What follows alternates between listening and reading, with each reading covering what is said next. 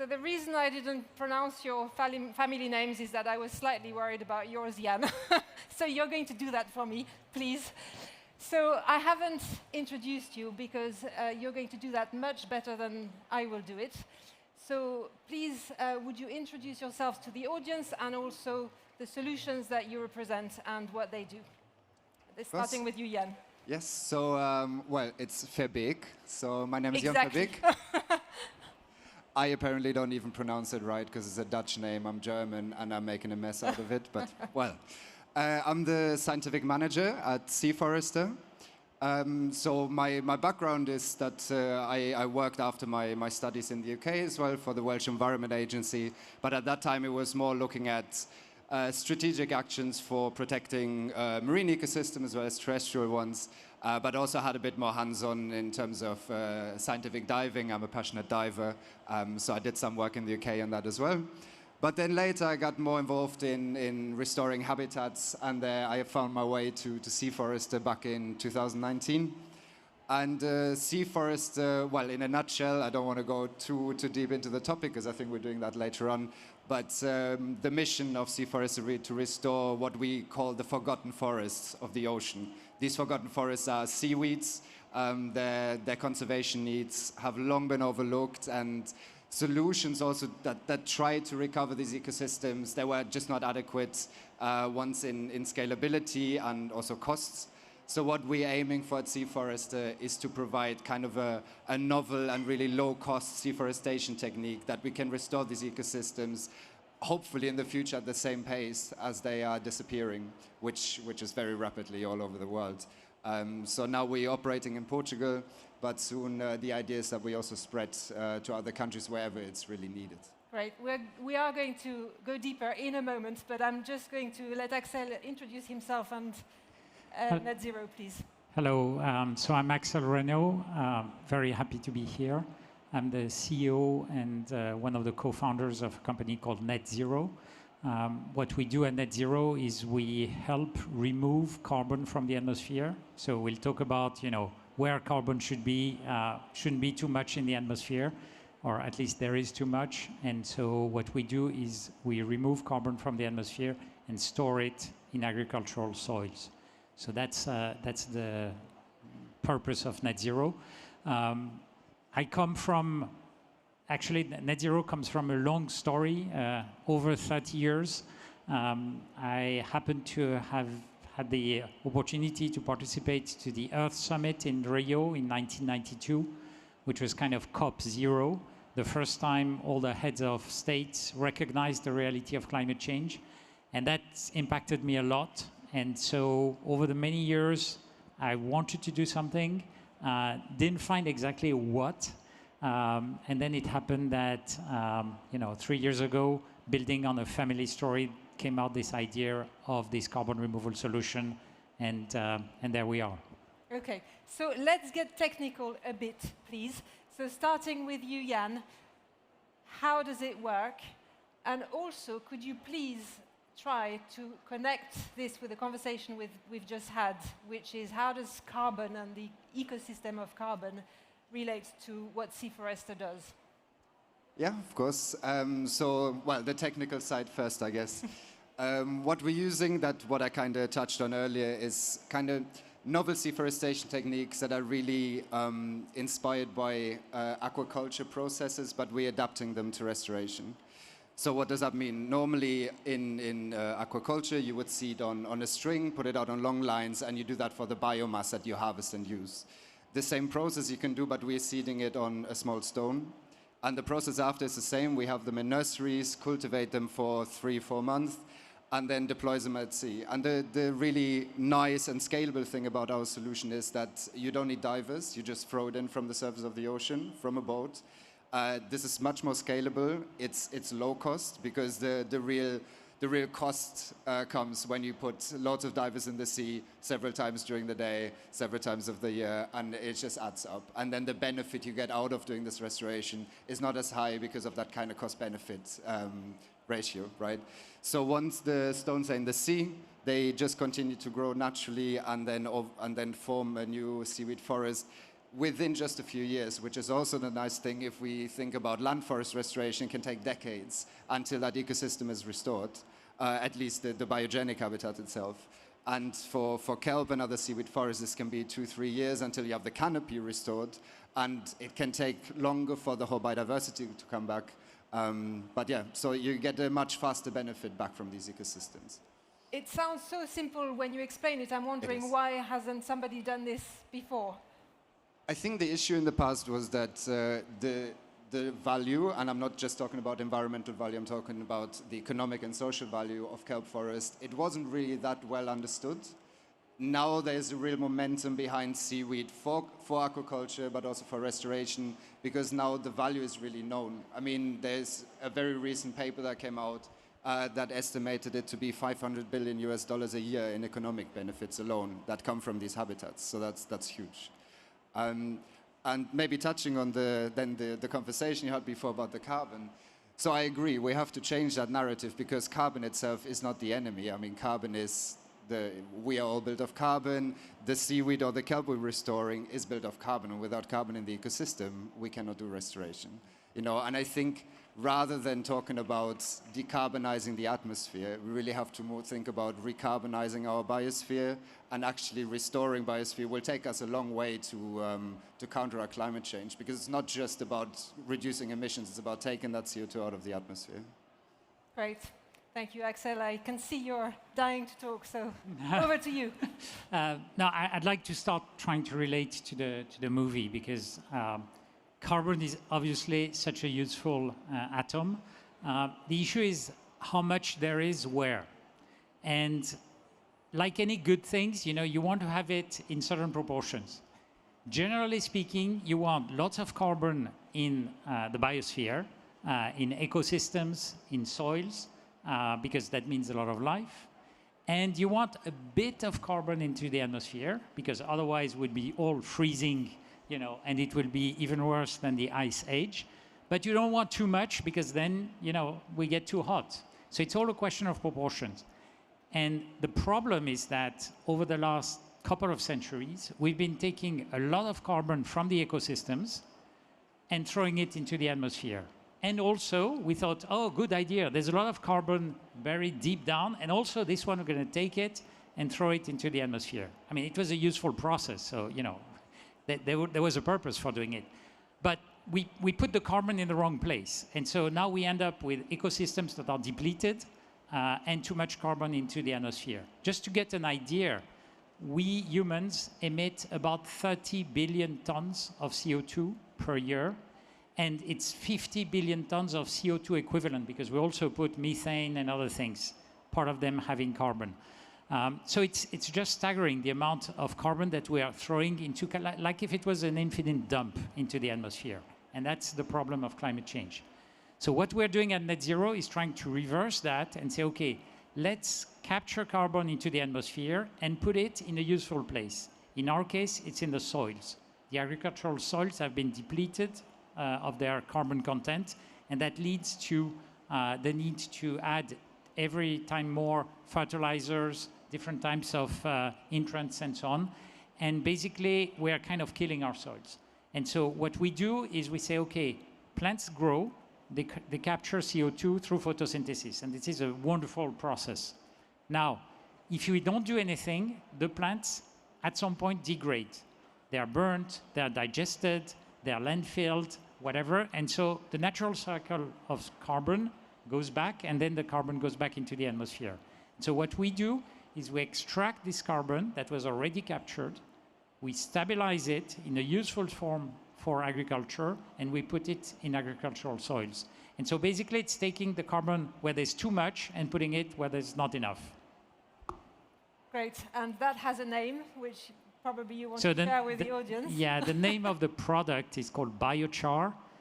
So it's a bit like a sort of charcoal, if you want, with a bit different physical properties. And the interest of that product is that it's not only in the soil, but it helps improve the quality of soils. It helps retain water, it helps retain nutrients, it helps develop microbial life in the soil. And so it's a substrate to make soils better. more productive, and you can get huge uptakes in yields and reduction of fertilizers at the same time. Around 30 to 40% reduction of fertilizer, maintaining yield, or 30 to 40% increased yield with the same amount of fertilizer. So it's a real solution for better agriculture, more regenerative and more productive. So again, similar question. It sounds amazing. We capture carbon. Not only we capture carbon and sequester it, but we make the soil better, and therefore the farmers' yields increase, etc. It's a perfect solution. Why don't we do more of it? Actually, it's an age-old solution for agriculture, not for climate. But biochar was rediscovered about 20, 30 years ago, studying soils in Amazonia that were super productive, where in general soils in Amazonia are not productive. And people looked at it and realized that there was carbon into that soil, and that this carbon had been put there by humans. So it was not a natural process. It was actually charcoal. And it was put there by populations before we discovered America. And from a kind of empirical way, people had seen that by putting extra carbon in soils, it kind of made the soil more fertile. But then there was a click. People said, well, actually, this carbon has been put there for a very long time, and it's still there. So it's also super stable. And so there was a kind of rediscovery of biochar, and then kind of improvements in the production process. And that was a lot of scientific work over the last 20, 30 years.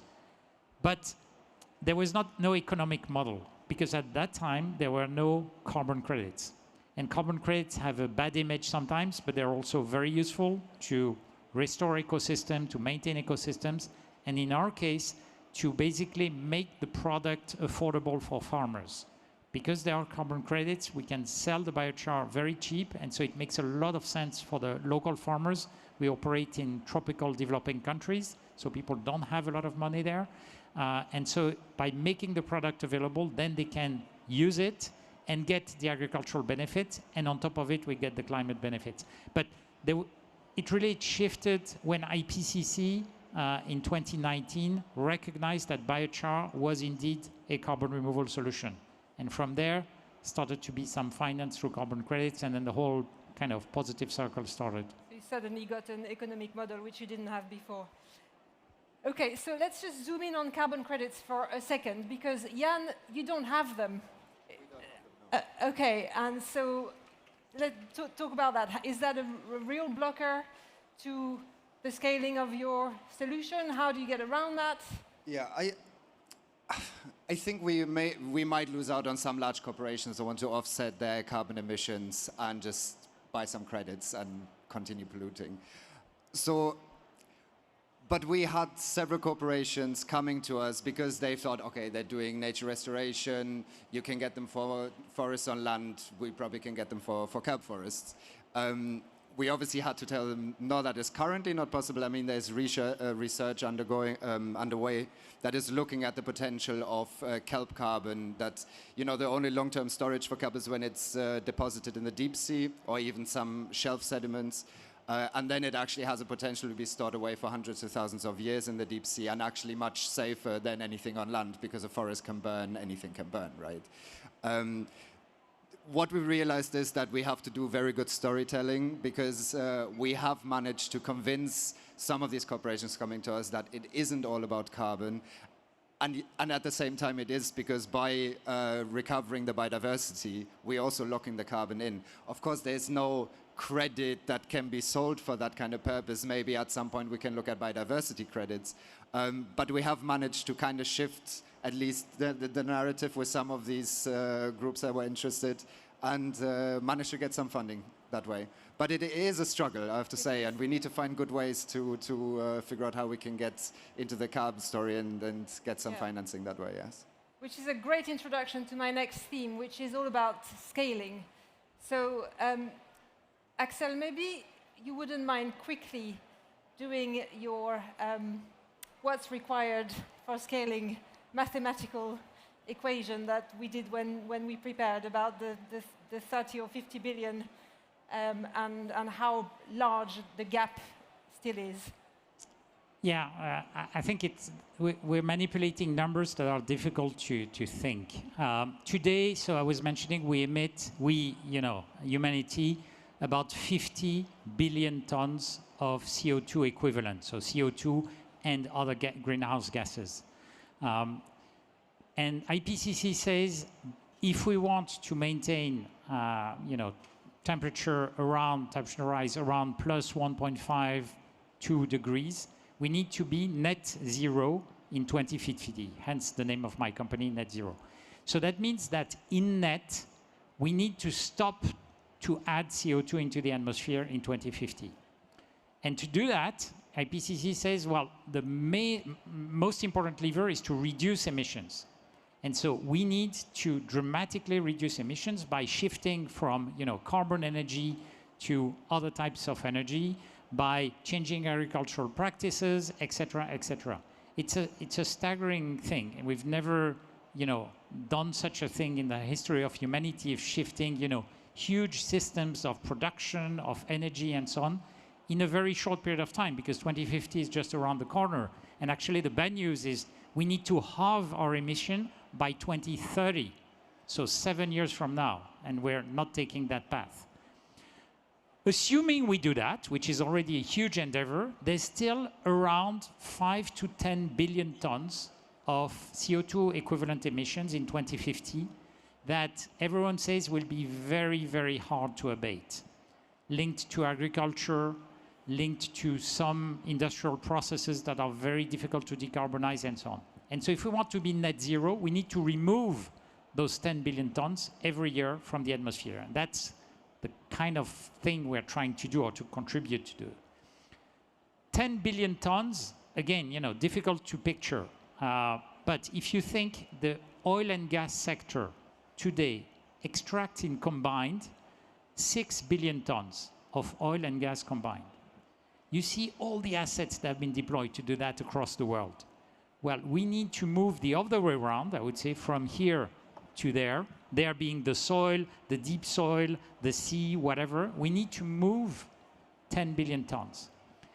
And it's a huge industrial endeavor. And so basically we need to start scaling that now. There are a lot of people saying, well, first reduce, and then when we've reduced everything, we'll take care of the remaining 10, 15% that cannot be reduced. But if we don't start building the industry that will remove those tons in 2050, we will never have this industry. Because already thinking about how do we build something that big in less than 30 years is like, wow, are we going to manage? And so, yes, carbon credits should not be an excuse to continue to emit, but we should start to remove carbon from the atmosphere. First of all, because we emit carbon, and so everything we remove today, well, this is already done. And then we're building the industry for removing in 2050. I think what many people don't understand is that when you emit CO2, it stays there. It's not, okay, every year on January 1st, we reset the counter and we can emit again. CO2 is a very, very stable molecule. So when you emit a molecule of CO2, it will stay for thousands of years in the atmosphere. And so every time we emit something, basically we kill the climate for 1,000 years. And so we need to remove the carbon long term so that basically we manage to balance that. And that's the whole issue about scaling. So my question about scaling, and we've heard it today over and over again, the task is gigantic, but we have the solutions. You have two exceptionally good solutions. Now we need scaling. What does it take to scale? What do you both need to scale this to enormous proportions? Well, I can start, without being repetitive, money, which is always the issue. We are a startup, the proper research and actual fieldwork we've done quite recently. We're trying to upscale now, build capacity, and for that we need capital, right? So that's a real breaking point at the moment, and that hurdle we need to get. The next thing will be, we have the technique, but there's a whole infrastructure around that technique with the nurseries and also later deployment methods, because, on the videos that I've also been showing, we're throwing them in by hand. That's not going to happen in the future. It needs to be a much more industrial kind of commercial process. And then permitting. This is a very new thing. especially when it's done as a commercial exercise. So I think we lucky and not lucky in Portugal because there is no real permitting for that. There's permitting generally now. We did it under research permits, but in the future we need a proper permit for a commercial exercise. And from the government, we're trying to figure this out at the moment, but I think both sides are not quite sure how to go about it. So I think those are the main things that we need for upscaling at this point. Thank you, Axel.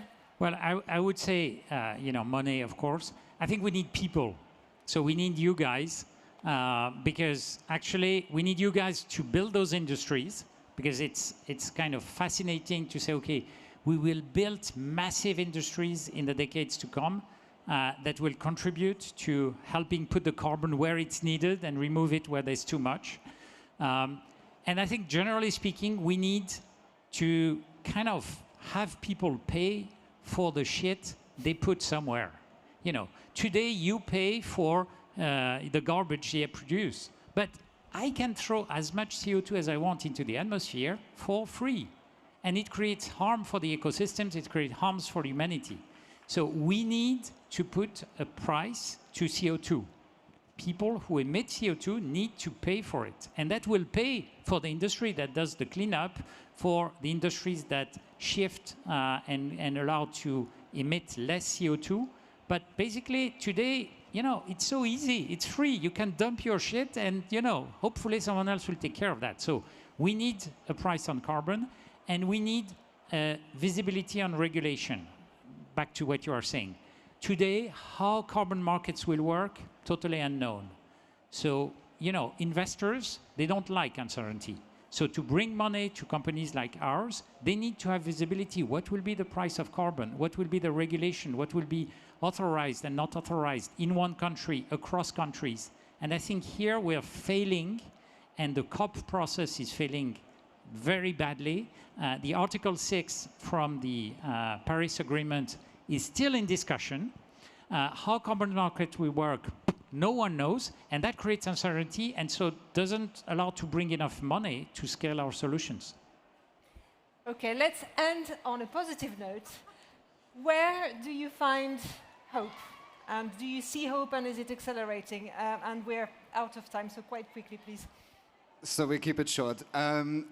I think for me, especially recently, last year we were in the Earthshare Prize finalists, so I really saw firsthand a lot of solutions that are all over the world. I mean, you see a lot these days through the internet, but it was really, I think it was quite inspiring for me as well to see how many people are working on solutions to repair our planet. Same here today with so many solutions doing that. Many I have never heard about, already being in this kind of field.